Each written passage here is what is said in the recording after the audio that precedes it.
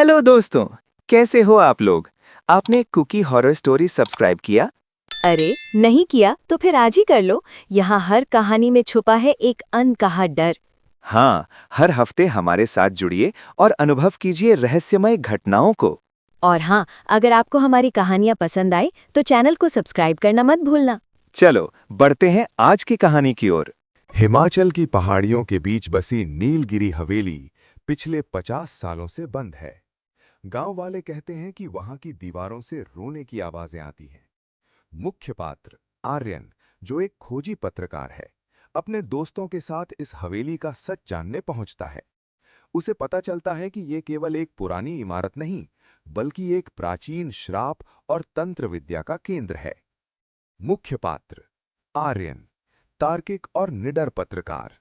समीरा, प्राचीन इतिहास की जानकार जिसे पुरानी लिपियां पढ़ना आता है। रोहन, एक व्लॉगर जो रोमांच के लिए कुछ भी कर सकता है। ठाकुर दिग्विजय सिंह, हवेली का दिवंगत मालिक जिसका साया आज भी वहां होने का दावा किया जाता है। गांव की बस ने आर्यन और उसके दोस्तों को नीलगिरी पहाड़ी के तलहटी पर उतार दिया था। आसमान में काले बादलों का डेरा था।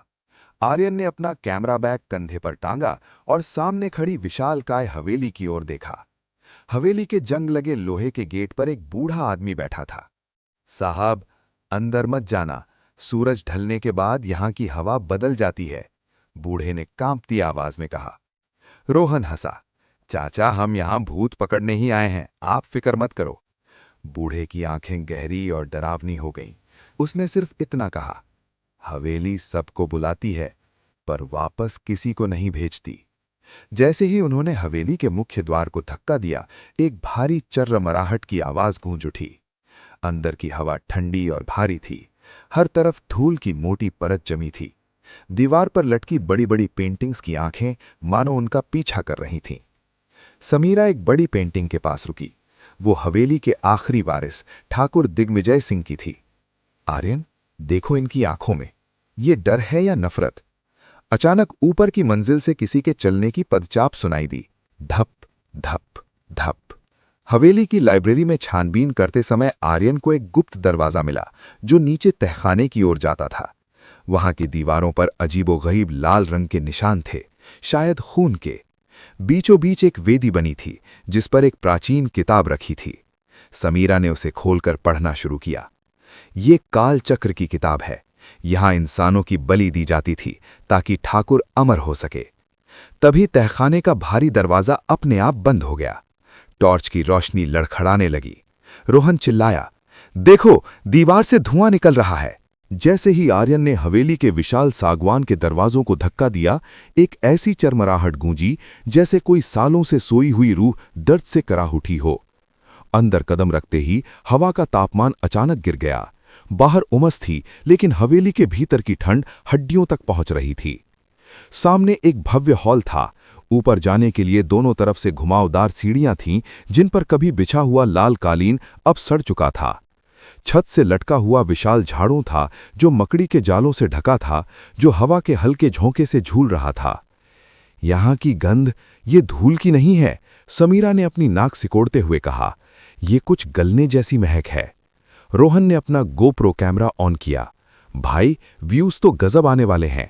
देखो वो पेंटिंग्स। हॉल की दीवारों पर बड़े बड़े तैल्य चित्र लगे थे। वे हवेली के पूर्वजों के थे। सबसे बीच में ठाकुर दिग्विजय सिंह की आदमकद तस्वीर थी। उनकी मूछें ताव दी हुई थीं और आंखों में एक अजीब सी चमक थी। जैसे जैसे आर्यन हॉल में आगे बढ़ रहा था, उसे महसूस हुआ कि पेंटिंग की आंखें उसके साथ साथ घूम रही हैं। अचानक ऊपर की मंजिल पर किसी के तेजी से दौड़ने की आवाज आई। ठप ठप ठप। कौन है वहां? आर्यन चिल्लाया। सन्नाटे में उसकी आवाज गूंजकर वापस आई। तभी रोहन की चीख निकली। उसकी टॉर्च की रोशनी सीढ़ियों के पास जमी धूल पर पड़ी। वहां ताजे पैरों के निशान थे, लेकिन वे किसी इंसान के नहीं लग रहे थे। पैर की उंगलियां लंबी और नाखून नुकीले थे। ये अभी के निशान हैं। आर्यन ने झुककर निशानों को देखा। कोई हमारे साथ इस वक्त इसी हॉल में है। उसी पल ऊपर से एक भारी पीतल का गुलदस्ता ठीक आर्यन के पैर के पास गिरा। अगर वो 1 इंच आगे होता तो उसका सिर फट जाता। ऊपर देखने पर उन्हें सिर्फ एक काली परछाई खंबे के पीछे छिपती हुई दिखी। सन्नाटा अब डरावना हो चुका था। जैसे जैसे वे हवेली के पिछले हिस्से की ओर बढ़े, उन्हें एक पुरानी लाइब्रेरी मिली। हजारों किताबें सड़ रही थीं। छानबीन करते वक्त समीरा का पैर एक ढीले फर्श के पत्थर पर पड़ा। एक यांत्रिक गड़गड़ाहट हुई और एक भारी अलमारी खिसक गई, जिसके पीछे नीचे की ओर जाती हुई सीढ़ियां थीं। सीढ़ियां संकरी और नम थीं। दीवारों से काला पानी रिस रहा था। जैसे जैसे वे नीचे उतरे, एक अजीब सी गुनगुनाहट की आवाज आने लगी, जैसे कोई बहुत धीमी आवाज में मंत्र पढ़ रहा हो। नीचे पहुंचते ही उनकी टॉर्च की रोशनी एक ऐसी जगह पड़ी जिसे देखकर समीरा के हाथ से मशाल छूटते छूटते बची। वो एक बड़ा तहखाना था, जिसे एक बलि स्थल के रूप में तैयार किया गया था। फर्श पर बड़े बड़े घेरे बने थे, जिनमें अब भी सूखा हुआ खून जमा था। बीचों बीच एक पत्थर की मेज पर एक काली जिल्द वाली किताब रखी थी। समीरा, जो प्राचीन लिपियों की जानकार थी, कांपते हाथों से उसे पलटने लगी। आर्यन, ये कोई सामान्य हवेली नहीं है। ठाकुर दिग्विजय सिंह अमर होना चाहता था। यहाँ लिखा है कि उसने अपने ही परिवार के 7 सदस्यों की बलि दी थी, ताकि वो काल भैरव के एक वर्जित रूप को सिद्ध कर सके। तभी तहखाने का तापमान इतना गिर गया कि उनके मुंह से भाप निकलने लगी। अचानक रोहन अपनी गर्दन पकड़कर हवा में ऊपर उठने लगा, जैसे किसी अदृश्य हाथ ने उसका गला घोट दिया हो। छोड़ो उसे, आर्यन चिल्लाया, और उसने अपनी जेब से गंगाजल की शीशी निकाली जो वो सुरक्षा के लिए लाया था, और हवा में छिड़क दी। एक भयानक, अमानवीय चीख पूरे तहखाने में गूंजी। रोहन धड़ाम से नीचे गिरा। दीवारों पर लिखे मंत्र अब चमकने लगे थे। तहखाने के कोने से एक साया उभरने लगा, एक धुंधली आकृति जिसकी लंबाई 7 फीट से ज्यादा थी और उसकी आंखें अंगारों की तरह दहक रही थीं। तुमने उसे जगा दिया है। एक फुसफुसाहट आर्यन के कान के एकदम पास हुई। पीछे मुड़कर देखा तो वहां कोई नहीं था, लेकिन दीवार पर ताजे खून से लिखा था, अब तुम यहां से कभी बाहर नहीं जाओगे। तहखाने से जान बचाकर भागते हुए आर्यन, समीरा और रोहन की सांसें फूल रही थीं। रोहन का गला अभी भी लाल था, जहां अदृश्य हाथों ने उसे जकड़ा था। वे तेजी से उन सीढ़ियों की तरफ भागे जहां से वे नीचे आए थे, लेकिन जैसे ही वे ऊपर पहुंचे, उनके पैरों तले जमीन खिसक गई। ऊपर पहुंचने पर वो लाइब्रेरी गायब थी। उसकी जगह एक लंबा, अंतहीन गलियारा था, जिसके दोनों तरफ अनगिनत दरवाजे थे। हर दरवाजा एक जैसा दिख रहा था, काला और भारी। ये कैसे मुमकिन है? हम अभी इसी रास्ते से आए थे। रोहन बदहवास होकर चिल्लाया। उसने पीछे मुड़कर देखा तो वो तहखाने वाली सीढ़ी भी दीवार में तब्दील हो चुकी थी। हवेली एक जिंदा जीव की तरह अपना आकार बदल रही थी। आर्यन ने हिम्मत जुटाई। घबराओ मत, ये सब मतिभ्रम हो सकता है, सीधे चलते रहो। वे गलियारे में दौड़ने लगे, लेकिन वे जितनी तेज भागते, गलियारा उतना ही लंबा होता जाता। अचानक समीरा रुकी। उसे बगल वाले कमरे से किसी के सिसकने की आवाज आई। उसने धीरे से एक दरवाजा खोला। अंदर एक छोटी बच्ची बैठी थी, जिसका चेहरा दीवार की तरफ था। बेटा, तुम कौन हो? समीरा ने पूछा। जैसे ही उस बच्ची ने पीछे मुड़कर देखा, तीनों के गले से चीख निकल गई। उस बच्ची का कोई चेहरा नहीं था, सिर्फ सपाट मांस और बीच में एक बड़ी सी आंख। वो आंख अचानक फटी और उसमें से वही काली धुंध निकलने लगी जिसने रोहन पर हमला किया था। भागो! आर्यन ने चिल्लाकर समीरा का हाथ खींचा। वे गलियारे में भागने लगे, लेकिन अब दीवारें करीब आ रही थीं। ऐसा लग रहा था मानो हवेली उन्हें कुचलना चाहती है। भागते भागते वे एक बड़े कमरे में जा गिरे। ये हवेली का मुख्य शयन कक्ष, मास्टर बेडरूम था। कमरे के बीचों बीच एक विशाल पलंग था, जिस पर रेशमी लेकिन फटे हुए पर्दे लटके थे। कमरे की खिड़कियां अपने आप खुलने और बंद होने लगीं, जिससे बाहर की बिजली की कड़कड़ाहट अंदर की भयावहता को और बढ़ा रही थी। तभी कमरे के कोने में रखी एक आराम कुर्सी अपने आप हिलने लगी। चर चर चर, एक भारी गूंजती हुई आवाज कमरे में गूंजी। अतिथि देवो भव, पर मेरे मेहमान वापस नहीं जाते। सामने की दीवार पर लगा एक बड़ा आईना चटक गया और उसमें से एक आकृति उभरने लगी। ये ठाकुर दिग्विजय सिंह था, लेकिन वैसा नहीं जैसा तस्वीर में था। उसका शरीर सड़ चुका था, मांस लटक रहा था और उसकी आंखों की जगह 2 खाली गड्ढे थे जिनमें आग जल रही थी। समीरा ने कांपते हुए अपनी झोली से वो प्राचीन किताब निकाली जिसे वो तहखाने से उठा लाई थी। आर्यन, ये हवेली एक यंत्र है। ठाकुर ने इसे इस तरह बनवाया था कि यहां मरने वालों की आत्माएं कभी बाहर न जा सकें। वो अपनी अधूरी साधना पूरी करने के लिए हमारी रूहें चाहता है। ठाकुर की रूह धीरे धीरे उनकी तरफ बढ़ने लगी।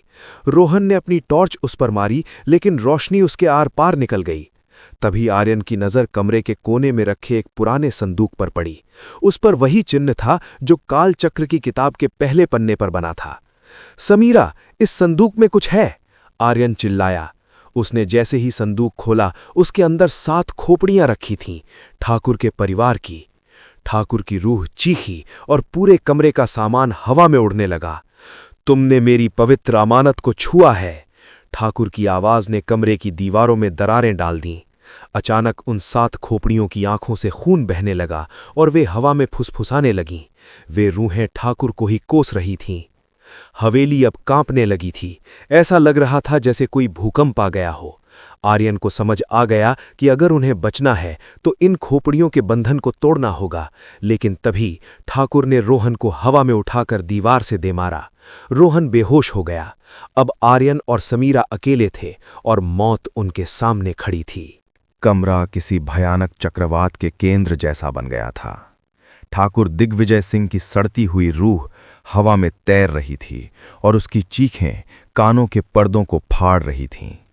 रोहन दीवार के पास बेसुध पड़ा था और उसके सिर से खून की एक पतली लकीर बह रही थी। आर्यन ने संदूक के भीतर उन 7 खोपड़ियों को देखा। समीरा ने चिल्लाकर कहा, आर्यन, ये खोपड़ियां ठाकुर की शक्ति का स्रोत नहीं, बल्कि ये उसकी कैद में हैं। ये उसके परिवार के वो 7 लोग हैं जिनकी उसने बलि दी थी। जब तक ये यहां कैद हैं, ठाकुर अमर रहेगा और ये हवेली एक जेल बनी रहेगी। ठाकुर का साया अब और बड़ा और डरावना हो गया था। उसने हाथ हवा में लहराया और भारी अलमारियां खुद ब खुद आर्यन की तरफ बढ़ने लगीं। आर्यन ने फुर्ती से छलांग लगाई और संदूक को कसकर पकड़ लिया। इन्हें आजाद करो, समीरा चिल्लाई। किताब के आखिरी पन्ने पर लिखा है, रक्त से जो बंधा है वो अग्नि से ही मुक्त होगा। हमें इन्हें जलाना होगा। जैसे ही आर्यन ने माचिस निकालने की कोशिश की, एक अदृश्य शक्ति ने उसका हाथ मरोड़ दिया। ठाकुर की रूह उसके सामने आकर खड़ी हो गई। उसकी आंखों के गड्ढों से काला धुआं निकल रहा था। मूर्ख मानव, तुम उन रूहों को मुक्त करना चाहते हो जिन्हें मैंने सदियों से पाल रखा है। ठाकुर के हाथ के एक झटके से आर्यन कमरे के दूसरे कोने में जा गिरा। तभी समीरा ने अपनी हिम्मत जुटाई और वो प्राचीन किताब पढ़ना शुरू किया। उसने एक रक्षक मंत्र पढ़ना शुरू किया, जिससे कमरे में एक हल्की सफेद रोशनी फैलने लगी। उस रोशनी ने ठाकुर को कुछ पलों के लिए पीछे धकेल दिया। यही आर्यन के पास एकमात्र मौका था। हवेली के बाहर बिजली कड़क रही थी और अंदर की दीवारें अब ढहने लगी थीं। आर्यन रेंगता हुआ संदूक के पास पहुंचा। उसने देखा कि रोहन को होश आ गया है, लेकिन वो इतना कमजोर था कि हिल भी नहीं पा रहा था। आर्यन ने अपनी जैकेट उतारी, उस पर पास में पड़ा हुआ पुराना इत्र परफ्यूम छिड़का जो शराब आधारित था, और उसे आग लगा दी। जलती हुई जैकेट को उसने उन खोपड़ियों के ऊपर फेंक दिया। जैसे ही आग की लपटों ने खोपड़ियों को छुआ, पूरी हवेली में एक ऐसी आवाज गूंजी जो इस दुनिया की नहीं थी। वो ठाकुर की हार की चीख थी। लेकिन साथ ही उन 7 खोपड़ियों से 7 सफेद साए बाहर निकले। वे डरावने नहीं थे, उनकी आंखों में शांति थी। वे रूहें ठाकुर की ओर बढ़ीं और उसे चारों तरफ से जकड़ लिया। नहीं, ये नहीं हो सकता, मैं काल का स्वामी हूं। ठाकुर की रूह जलने लगी। हवेली की छत से बड़े बड़े पत्थर गिरने लगे। आर्यन, रोहन, यहां से निकलो, ये पूरी जगह ढहने वाली है। समीरा चिल्लाते हुए रोहन को सहारा दिया। वे मुख्य हॉल की ओर भागे। पीछे से ठाकुर के साए और उन 7 रूहों का अंतिम युद्ध चल रहा था। पूरी हवेली कांप रही थी। जैसे ही वे मुख्य द्वार के पास पहुंचे, उन्होंने देखा कि वो द्वार भारी पत्थरों से बंद हो चुका था। हम फंस गए हैं, रोहन कांपते हुए बोला। आर्यन ने खिड़की की ओर देखा। वहां से उसने एक भारी कुर्सी उठाई और खिड़की के कांच पर दे मारी। वे एक एक करके बाहर कूदे। जैसे ही आर्यन ने बाहर की गीली घास पर कदम रखा, एक जोरदार धमाका हुआ। नीलगिरी हवेली, जो सदियों से खौफ का प्रतीक थी, ताश के पत्तों की तरह ढह गई। सुबह की पहली किरण पहाड़ियों के पीछे से झांक रही थी। धूल और धुएं के बीच आर्यन ने देखा कि मलबे के ऊपर 7 सफेद साए खड़े थे। उन्होंने एक बार आर्यन की ओर देखा, मानो शुक्रिया कह रहे हों, और फिर वे सुबह की रोशनी में ओझल हो गए। हवेली अब केवल पत्थरों का ढेर थी, लेकिन सन्नाटा अब डरावना नहीं बल्कि सुकून भरा था। रहस्य खत्म हो चुका था, लेकिन आर्यन को पता था कि दुनिया के किसी कोने में कोई और हवेली होगी जो किसी और शिकार का इंतजार कर रही होगी। तीनों दोस्त खामोशी से नीचे गांव की ओर बढ़ने लगे। रोहन ने अपना कैमरा चेक किया। उसकी सारी फुटेज काली पड़ चुकी थी, लेकिन उनके मन पर जो निशान